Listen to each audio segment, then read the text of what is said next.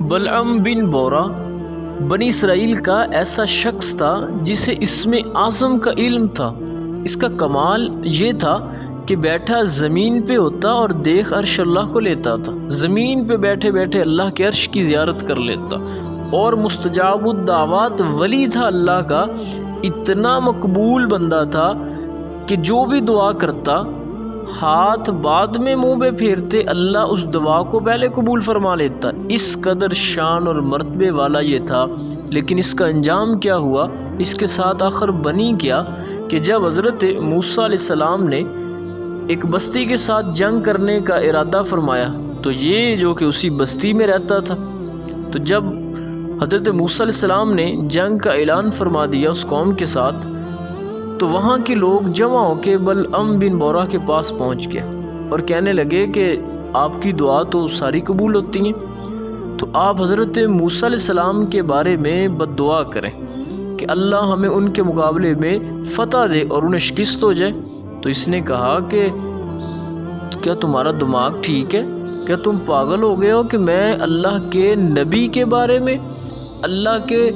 پیارے بندے کے بارے میں بد دعا کروں گا؟ میں تو ہلاک ہو جاؤں گا، میں تباہ و برباد ہو جاؤں گا، میری دنیا بھی تباہ ہو جائے گی، میری آخرت بھی تباہ ہو جائے گی۔ لیکن قوم اس سے بار بار کہتی رہی اور یہ منع کرتا رہا، تو قوم نے ایک دن کافی سارا مال دولت جمع کیا اور اس کے پاس پہنچ گئے، سارا مال دولت اس کے سامنے رکھا اور کہا کہ یہ سب کچھ تمہارا ہے، ہم نے یہ سارا مال تجھے دیا، بس تم جو ہے ہمارا کام کر دو کہ حضرت موسیٰ علیہ السلام کے بارے میں بد دعا کر دو، تمہارا کیا جاتا ہے۔ تو جب اس نے اتنا مال دولت دیکھا تو دل جو ہے انسان کا یہ مال کی طرف تو کھینچا چلا جاتا ہے، تو اس کا دل بھی مال کی طرف مائل ہو گیا۔ اس نے ارادہ کر لیا کہ چلو ہم بد دعا کرتے ہیں۔ جب یہ اپنی سواری پر سوار ہو کے پہاڑ کی طرف دعا کے لیے جانے والا تھا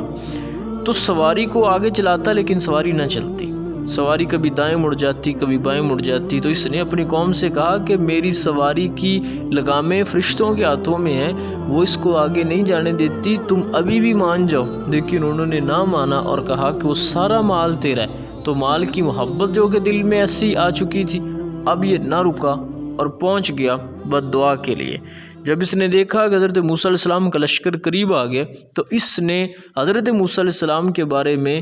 بد دعا کرنا شروع کر دی کہ اے اللہ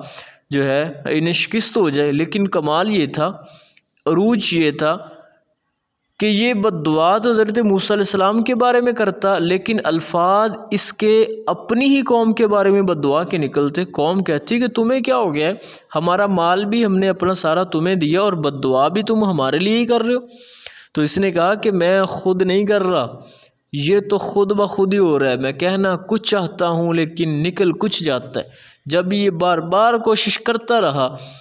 اللہ نے اس کی زبان کو سینے پہ لٹکا دیا، اتنی لمبی زبان کر دی، فرمایا اس کی مثال تو کتے کی مثال ہے، یوں جیسے کتے کی زبان لٹکتی ہے ایسے اس کی زبان لٹک گئی۔ جب یہ حال ہوا